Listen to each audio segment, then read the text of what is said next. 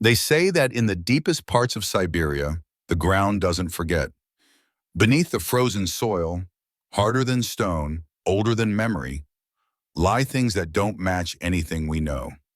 Hunters speak of bones longer than trucks, buried in cliff sides no man dares to climb.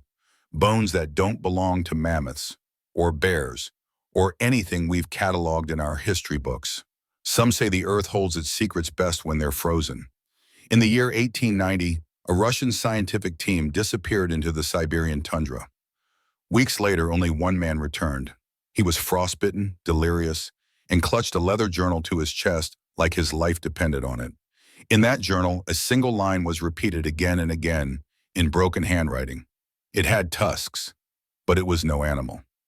That journal vanished in the years that followed, just like the man. But the whispers never stopped. Miners and researchers in the 1930s claimed to find skulls with strange crests, jaws with too many teeth, and femur bones taller than grown men. Some were said to be shipped to Moscow. Others were quietly reburied. No photos, no records, just rumors, and a long silence, until one resurfaced. In the winter of 1957, a museum in Irkutsk received a shipment marked prehistoric remains. The crate was sealed with military tape. Inside, workers claimed they found something unusual: a rib cage wider than a car, vertebrae the size of dinner plates, and fragments of a skull, not human, not mammoth. Something in between, something they couldn't explain. That exhibit was never opened. The crate was taken away before dawn the next day. When staff asked why, they were told it had been a mistake, that the crate was never meant to arrive. It was never seen again. But in Siberia, stories don't vanish, they freeze. They settle under layers of snow and silence, waiting for someone to dig them up again. There are legends told in hushed voices among the Evenki and Yakut tribes. Stories pass from parent to child, like warnings carved in wind. They speak of giants who once roamed the land, giants taller than trees, covered in hair, walking on two legs, speaking in tongues no one remembered. Some say they fell from the sky, others say they rose from the deep. But all the stories end the same way. They were buried in ice, alive. What if we've been looking at history backwards? What if all these discoveries, the mammoths, the giant deer, the saber-toothed predators, are just the surface layer? What if there's a layer deeper still, sealed not just by time, but on purpose? Think about it. Why do so many supposed giant bones go missing before they're ever shown? Why were certain dig sites in the Soviet Union restricted, not just to the public, but to scientists themselves? And why did those who talked about what they saw suddenly go quiet?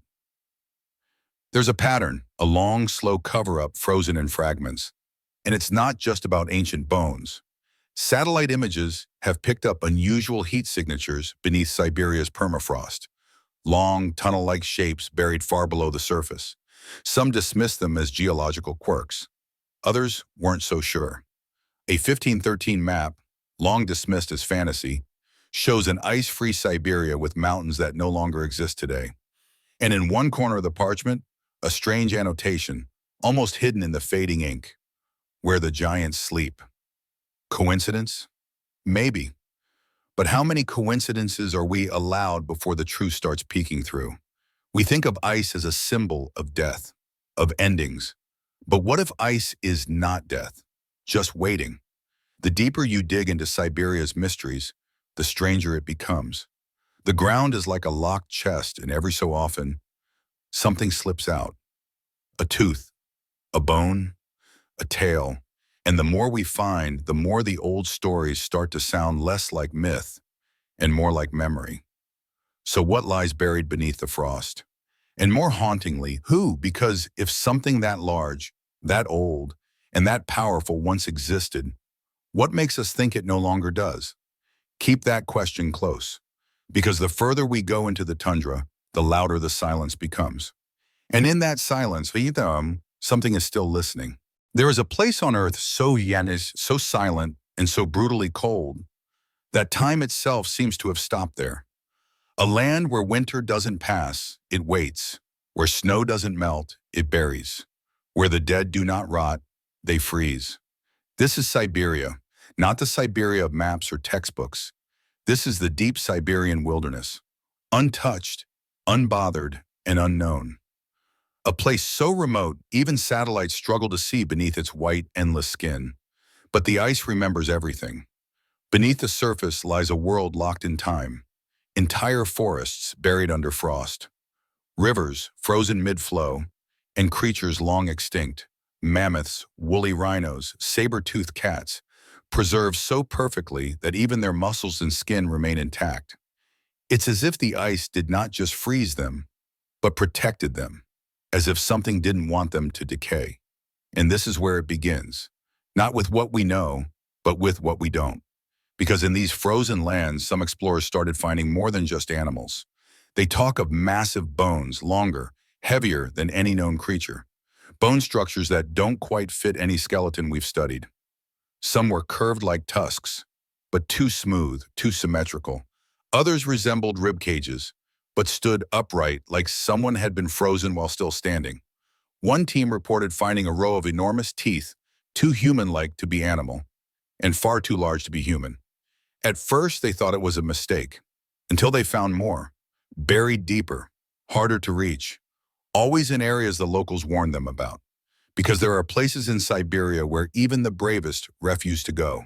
Small villages whisper of ancient spirits that walk the ice, of creatures taller than trees, frozen in time, but not yet dead, of groans that rise from beneath the permafrost when the wind falls silent. They don't give these stories names, they just call them the old ones, or the silent giants. One hunter spoke of a cave, so cold, even fire wouldn't stay lit inside. He said something was watching them from deep within, not with eyes, but with something older, something ancient. He never went back. His guides refused to return. It's easy to call these stories myths, folklore, superstition. But then, why are the maps incomplete? Why are there blacked out zones across Siberia, areas with no public record, no entry permitted, and no explanation given? Why do certain satellite images of the tundra blur at specific points without technical reason? Why do government-funded expeditions vanish from the news without a trace? Could it really just be the cold? Or is there something beneath the ice? Something so massive, so ancient, so impossible, that it had to be forgotten? Because here's what no one wants to admit. Siberia is not just a frozen wasteland. It's a vault, a locked archive of everything Earth has ever hidden. And once in a while, when the ice melts just enough, a secret slips out, a mammoth, a perfectly preserved wolf from 40,000 years ago, a seed that still sprouts, and bones that don't match anything on record. So we must ask, is Siberia only hiding the past, or is it preserving something for the future? Something we were never meant to find, and if the ice keeps it frozen, what happens when the ice starts to melt? So let's step deeper into the ice, past the myths, past the old stories, and into the strange moments where fact and fear start to blur. Because scattered throughout Siberia are whispers, not just of ancient bones, but of skeletons that don't belong in any museum. Skeletons that were never classified, never named, and never explained. Let's begin with something simple, a femur. In 1941, during a geological expedition in the Yakutia region, Soviet scientists claimed to have unearthed a thigh bone, one too massive to be human. According to a brief report sent to Moscow, the femur was over 4 feet long and heavy as iron. No known animal matched the structure. And it wasn't fossilized, it was fresh. Frozen, yes, but not ancient. It was shipped to Moscow for study. And after that, nothing. No paper trail, no photos, not even a mention in the Soviet scientific archives. The geologist who signed the report, he vanished from the records 6 months later. Coincidence? Or was something buried that day? Something more than just a bone. And that's not all. Fast forward to 1959. A hiker in the Ural Mountains came across a strange, smooth slab of stone near a half-collapsed cave. Pressed into the rock, as if by unimaginable force, was a handprint. But not a normal one. This print was nearly twice the size of a human hand. 6 fingers, no thumb. It looked fossilized, hardened into the rock. The photo made local news. It stirred the curiosity of paleontologists across the Soviet Union. But within a week, it was dismissed as a hoax. The cave was sealed off due to safety concerns. And the photo? Erased from state media archives. Gone like it was never there. But here's the strange part. The hiker who found it was interviewed once. And in that interview, he said something chilling. They told me it was fake, he said, but they never asked me where the second one was. No one ever found that second print. Or maybe someone did. Let's jump again. This time, 292, a military helicopter crashed in the Verkhoyansk range, deep in northern Siberia. The crew was conducting aerial surveys during a severe storm. When the rescue team arrived, they found something they didn't expect. The ice had split open near the crash site. According to a leaked report, which was later scrubbed from the Russian Defense Ministry's internal logs, the rescue crew stumbled upon what looked like a body, but it was massive, over 15 feet long, frozen in ice, not a mammoth, not a bear, something humanoid. The team reported the discovery. Within hours, military trucks were flown in. The crash site was locked down. The body was airlifted away. And the official statement? Crash site compromised due to weather instability.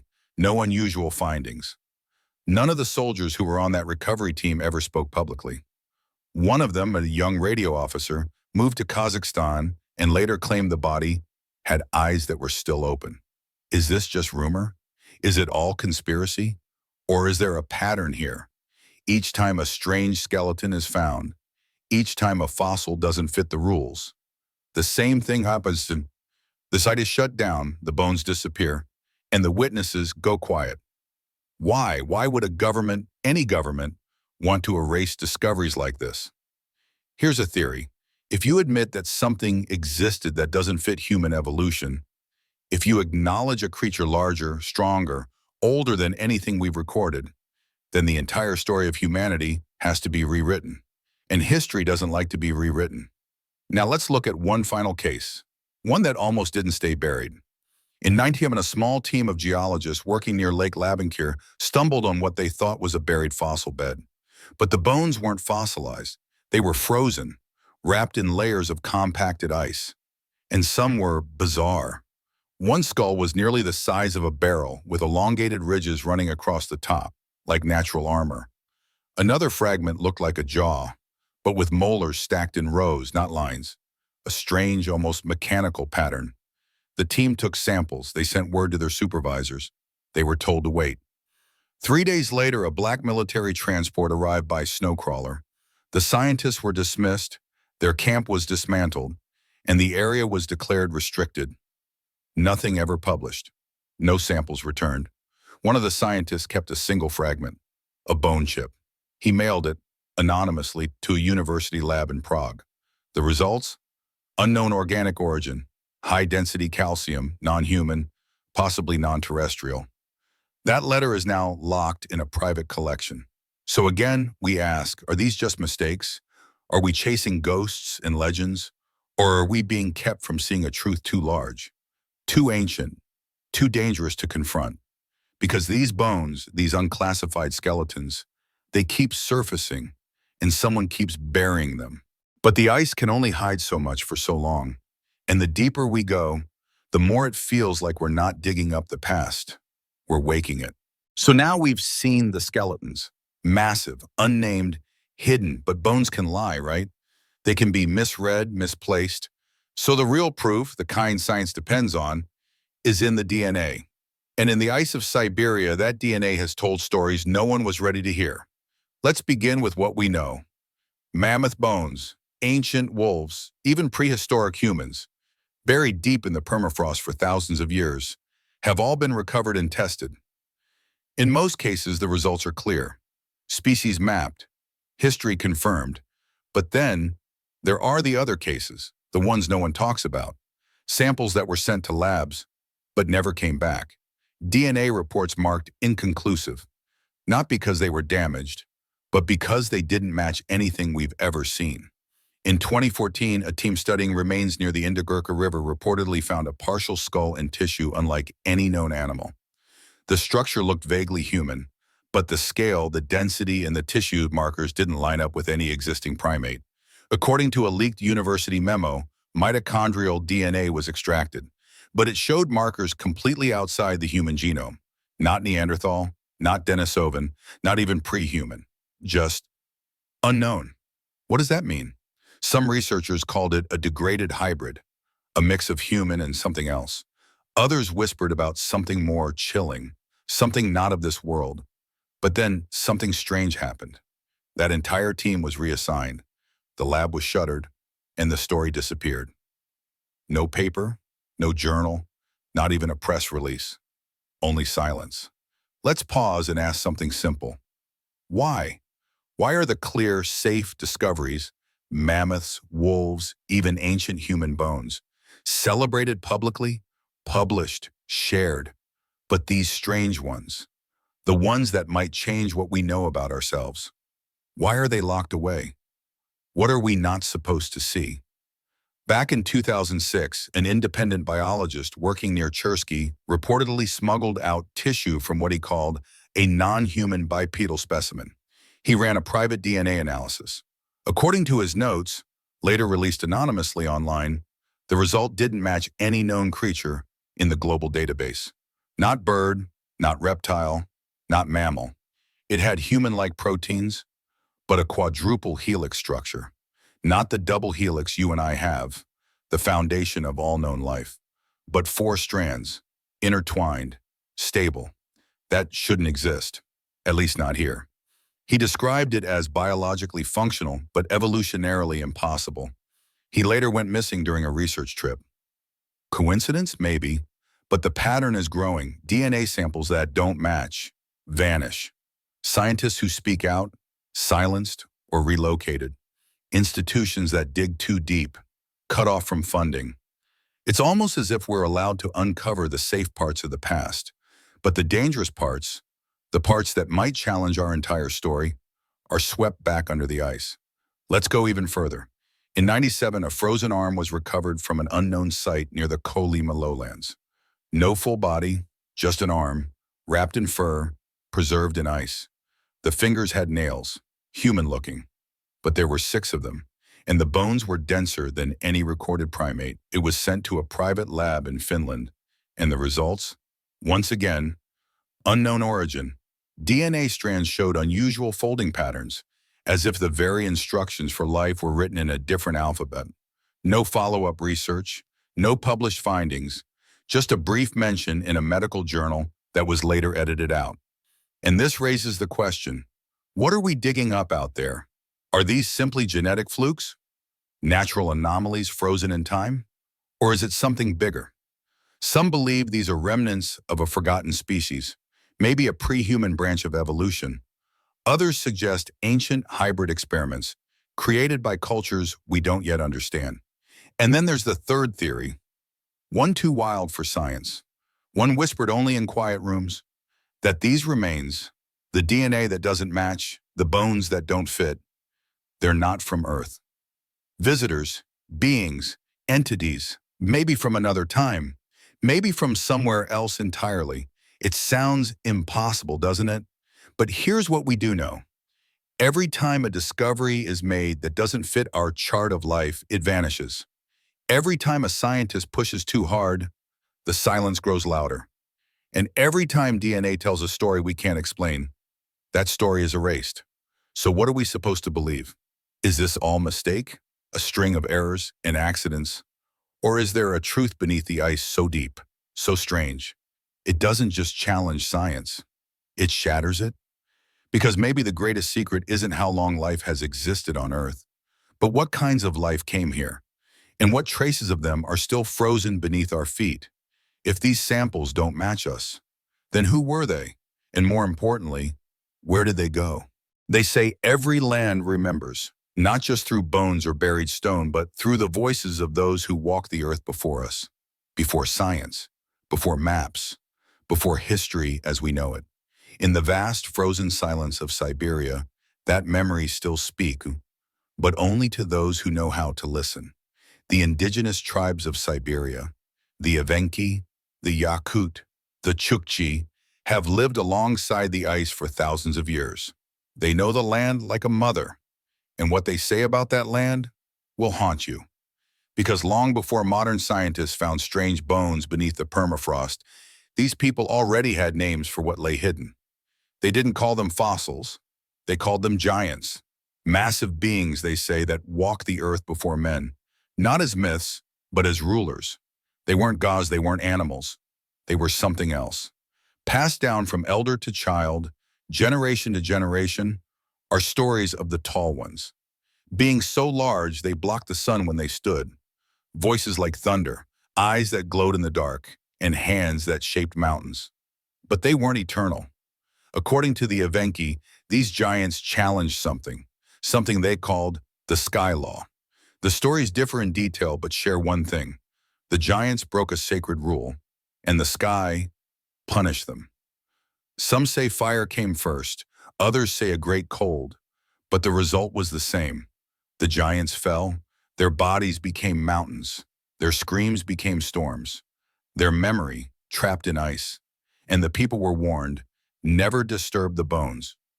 One tale, whispered still by Yakut elders, tells of a mountain where no birds fly, where the snow never melts, even in the warmest summer. They say it is the resting place of a giant, one who defied the stars. His body, they believe, is still there, sealed in ice. No one climbs that mountain, not even the bravest hunter.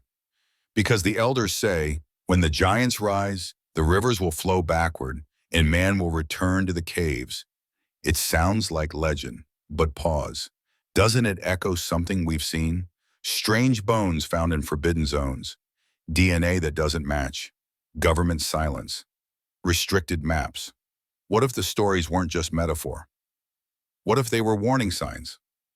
A long memory of a truth too dangerous to forget, but too dangerous to remember.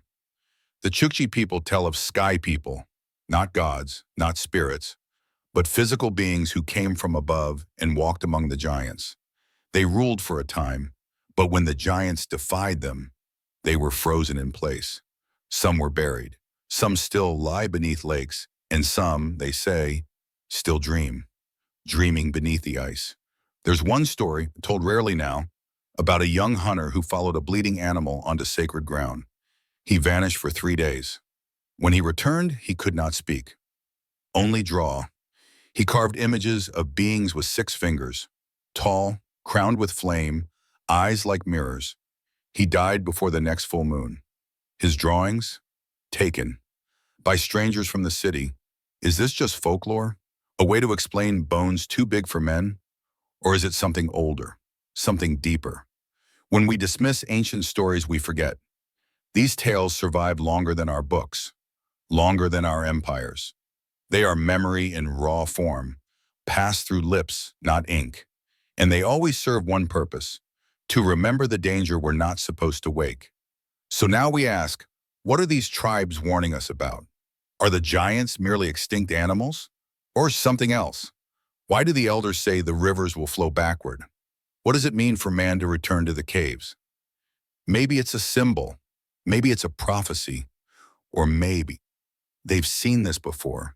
A cycle, a return, giants rise, man falls, and everything begins again. And here's the part no one wants to hear. The elders say the ice is thinning. They say the ground is shifting.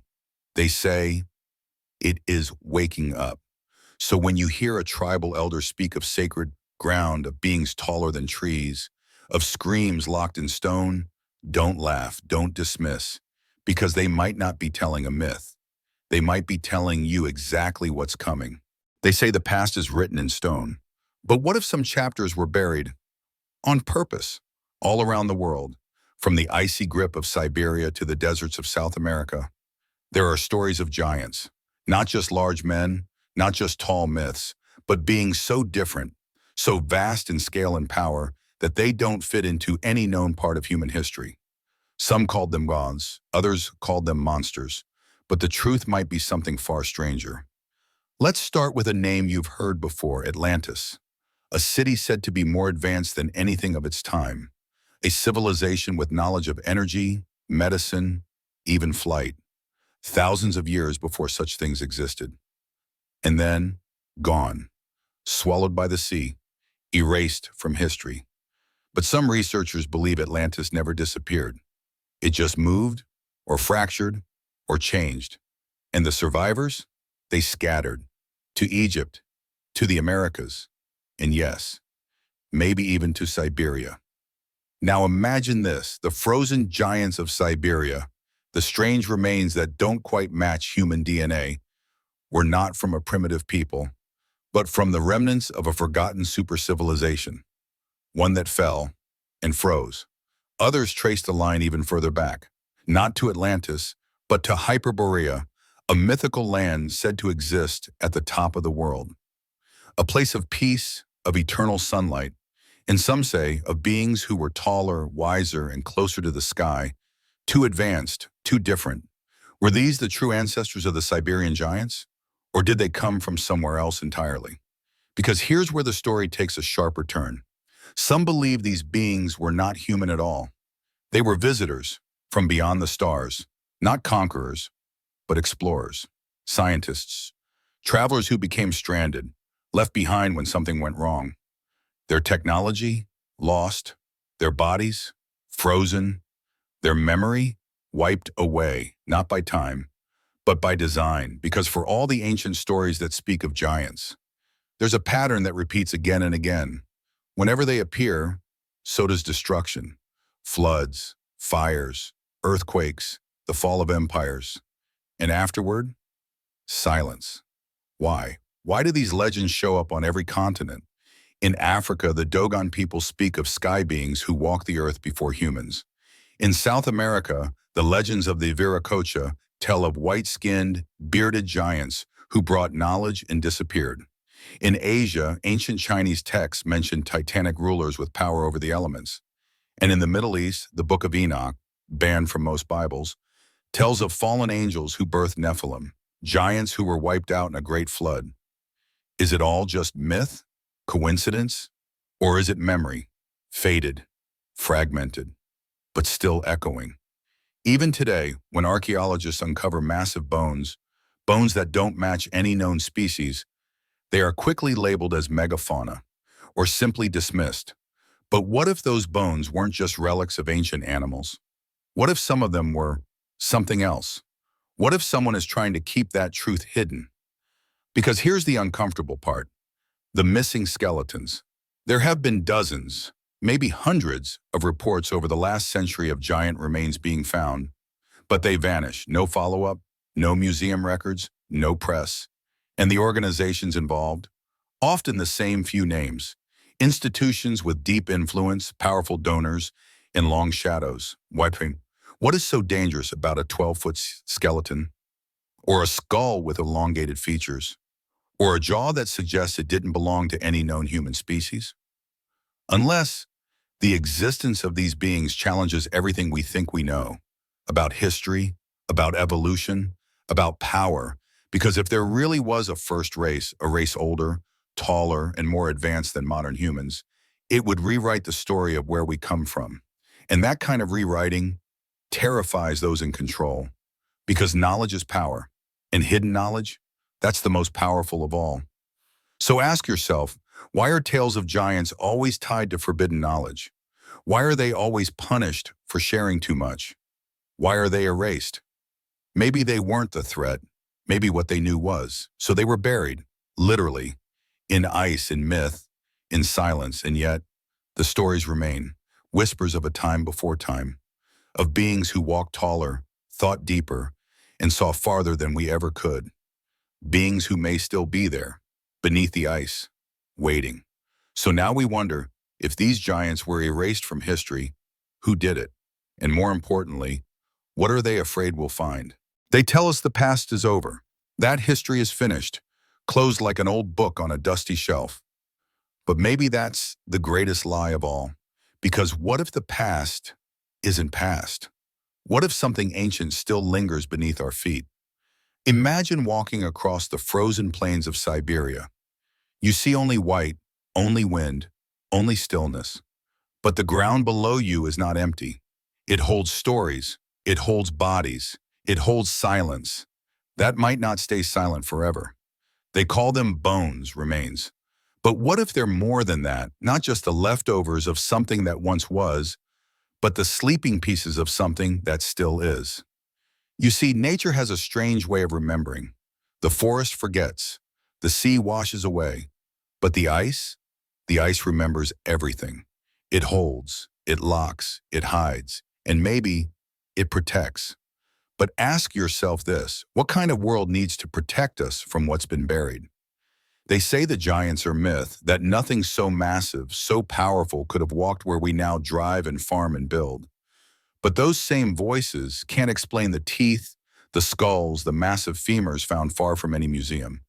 They can't explain why records vanish, why photos go missing, why the ones who dig too deep are told to stop.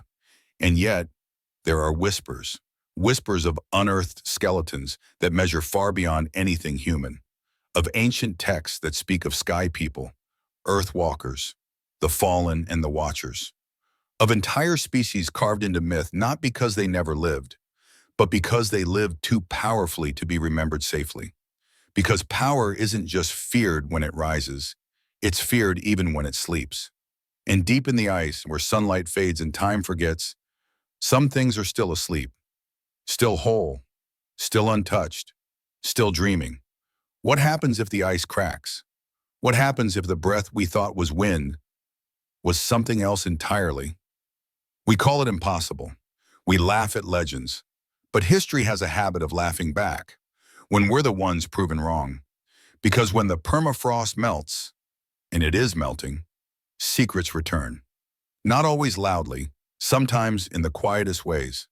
A strange shape in satellite images, a perfectly preserved hand, a mound that looks too precise to be natural. A tomb no one built, but everyone fears. The deeper you go, the more the silence begins to sound like a warning or a lullaby. Because maybe they're not dead. Maybe they're just sleeping. And if that's true, what happens when they wake? Would we recognize them? Would they recognize us? Or would they look at the world we've built, our towers, our wars, our cities of glass, and remember a time before all of it? A time when something else ruled the earth. Not as monsters, not as vows, but as beings of great iron, knowledge of our own, and purpose. And maybe that purpose was never fulfilled. Maybe it's still waiting, waiting for the right moment, the right shift, the right crack in the ice. So we end where we began, not with answers, but with a question.